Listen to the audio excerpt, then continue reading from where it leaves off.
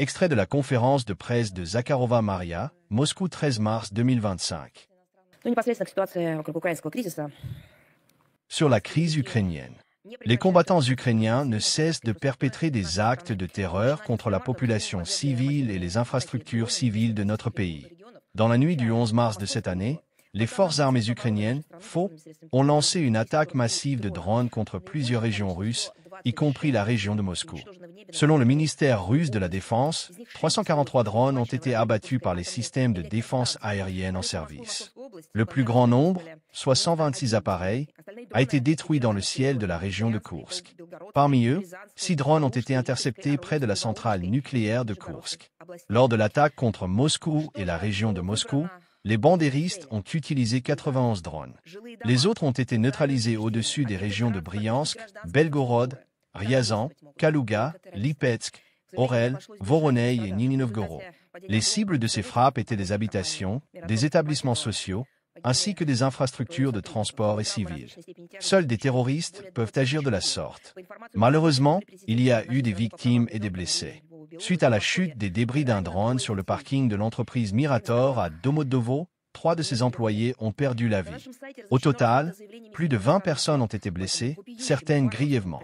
Selon les informations de la commissaire aux droits de l'enfant auprès du président de la Fédération de Russie, Emma Elvabolova, 3 enfants ont été blessés dans la région de Moscou, dont 2 âgés de moins de 3 ans. Une déclaration détaillée du ministère russe des Affaires étrangères condamnant ce crime odieux et barbare du régime bandériste a été publiée sur notre site internet.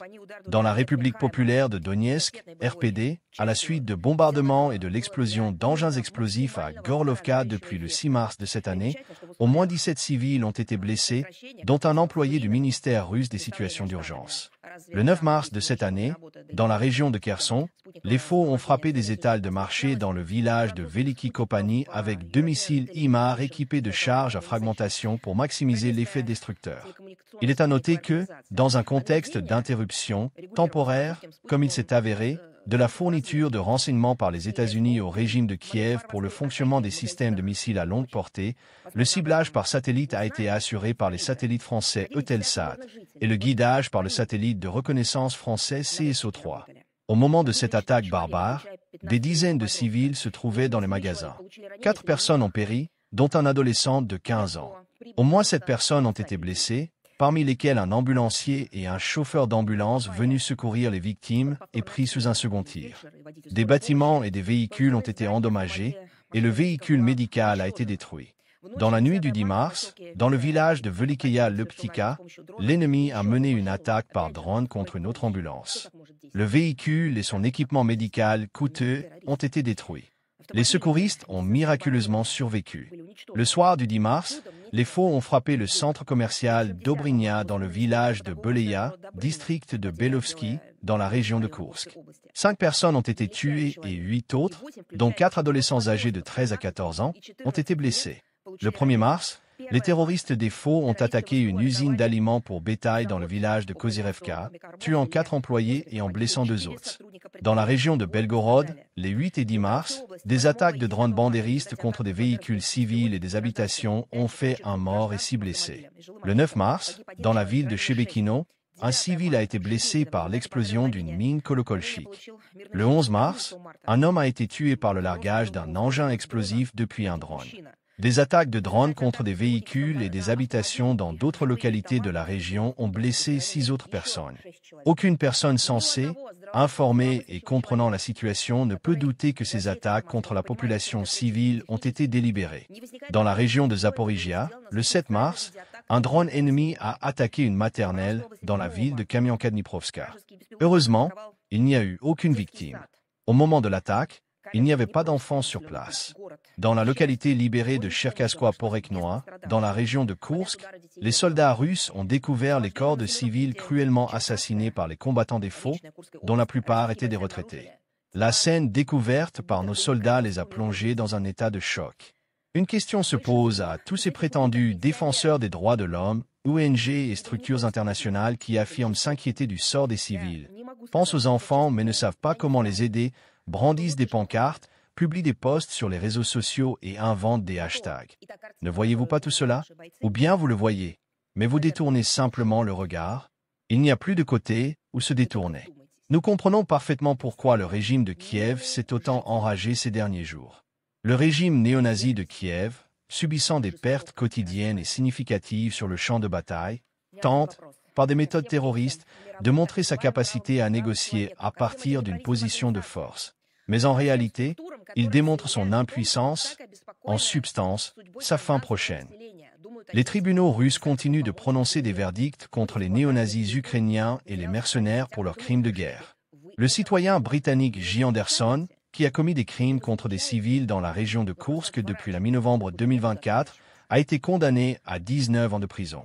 Les combattants du 64e bataillon de fusiliers séparés de la 44e brigade mécanisée séparée des forces armées ukrainiennes, Ifurley, Izadorozny, Issichenko et Ikayuk, arrêtés le 10 septembre 2024 par des militaires russes, ont été reconnus coupables d'actes terroristes dans la région de Koursk et condamnés à 17 ans de prison.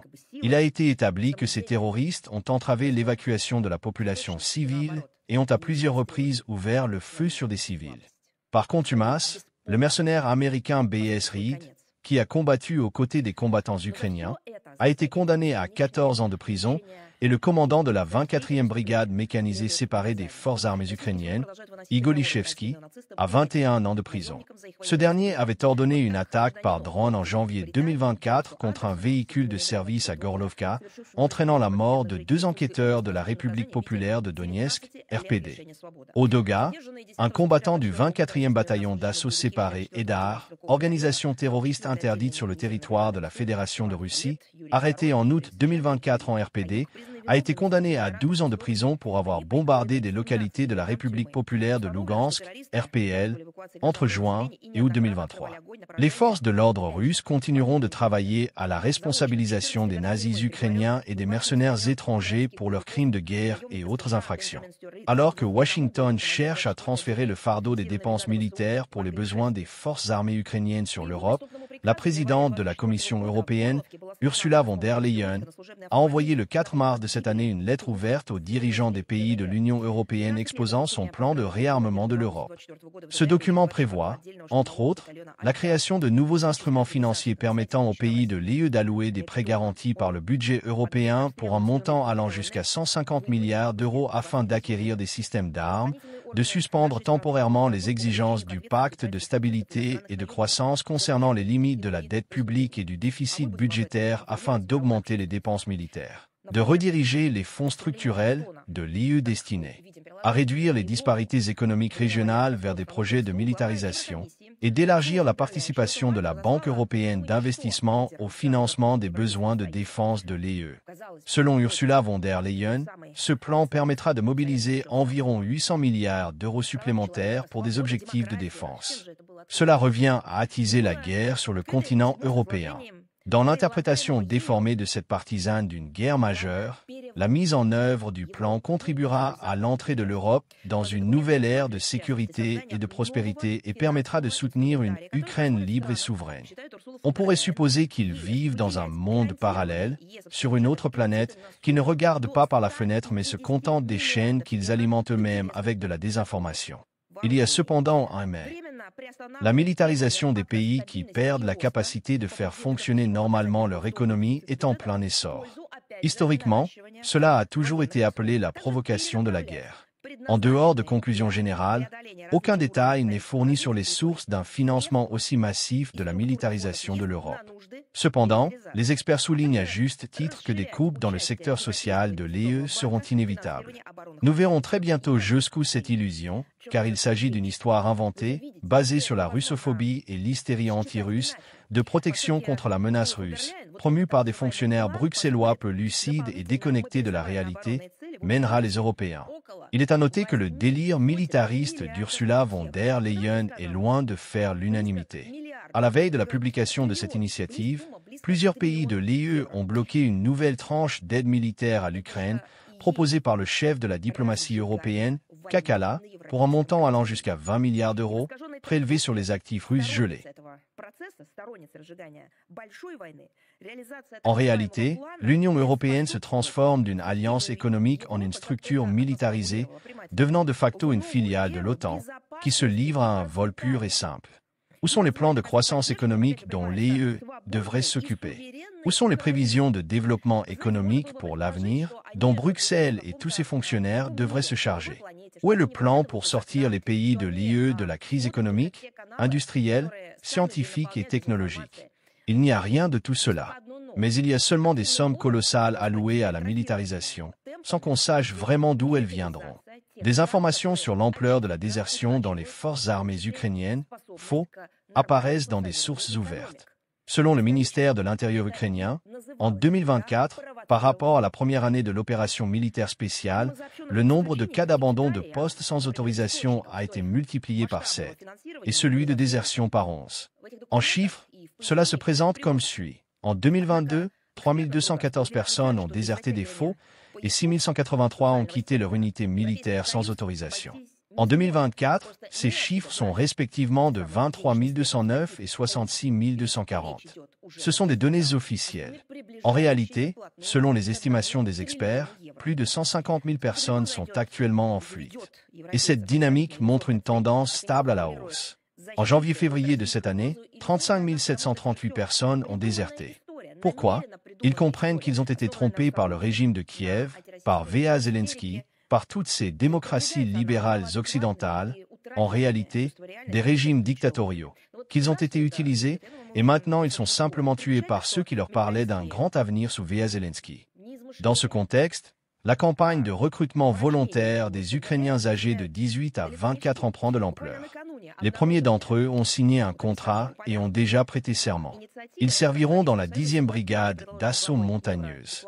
Comprenez-vous ce qu'est une brigade d'assaut montagneuse? Ces jeunes ne piloteront pas des drones, ne s'assiéront pas devant des ordinateurs, ne seront pas dans des postes de secours ou ne comptabiliseront pas les pertes. C'est un piège mortel pour remplacer ceux qui sont tombés dans les assauts de chair à canon insensés de V.A. Zelensky. Selon le député de la Rada suprême M.V. Savrazov, un projet de loi est en cours d'élaboration pour enrôler les mineurs dès l'âge de 14 ans. Son achèvement est estimé à 70%. C'est du Hitler jugeant version Zelensky.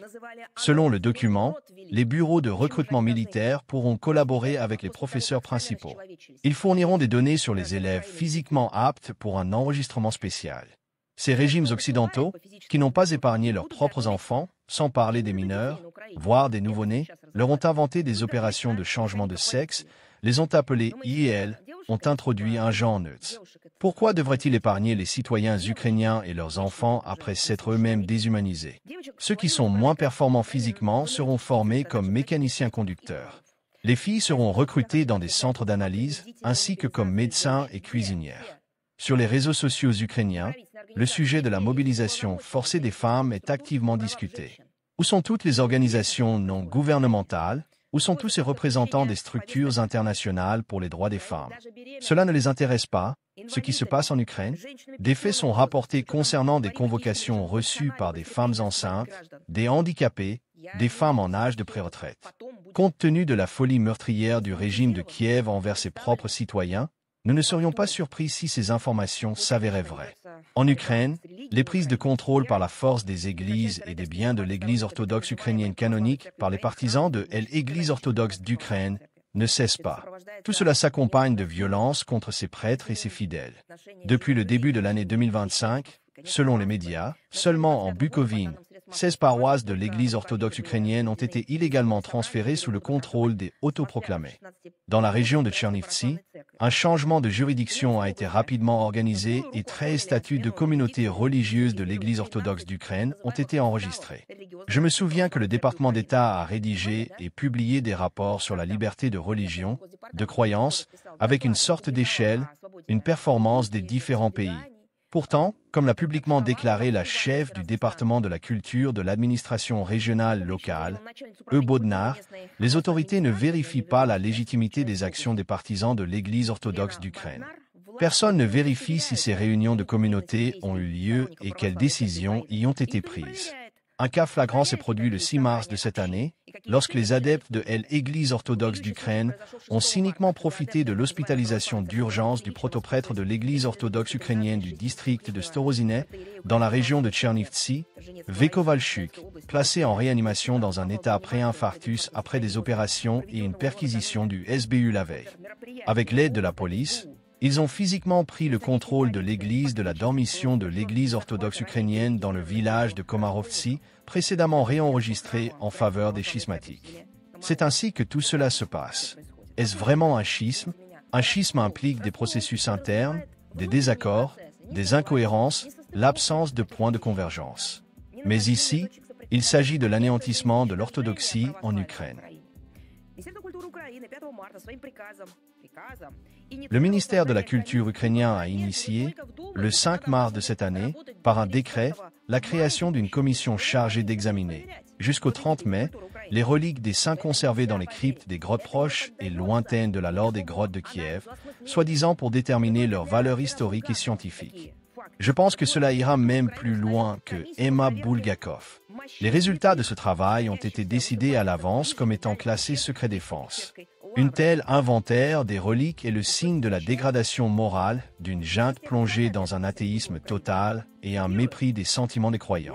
Lors d'une conférence de presse à l'issue des négociations avec le secrétaire général de l'OSCE, S.V. Lavrov a justement déclaré que tous ceux en Occident qui soutiennent ce comportement monstrueux, ces actes, ces crimes du régime de Kiev, ne croient plus en rien, sauf en Satan. Il n'est pas étonnant qu'après un tel sacrilège, le 8 mars de cette année, la croix du dôme de l'église de tous les saints de la lore des grottes de Kiev, confisquée par les autorités à l'église orthodoxe ukrainienne, ait failli tomber.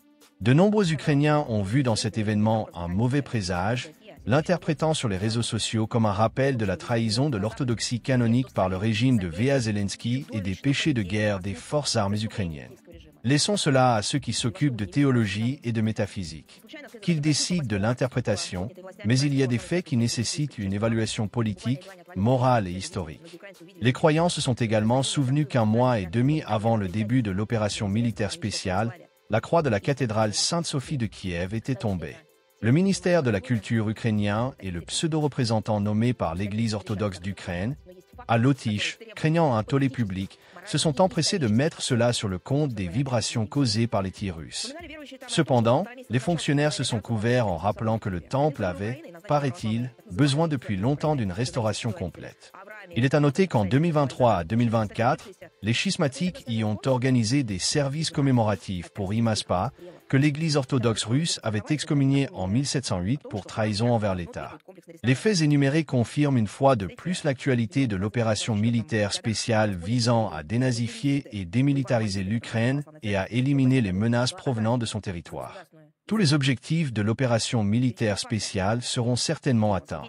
В очередной раз подтверждают актуальность специальной военной операции и демилитаризацию Украины, устранение угроз, исходящих с ее территории. Все эти цели, как заявляло российское руководство, будут выполнены.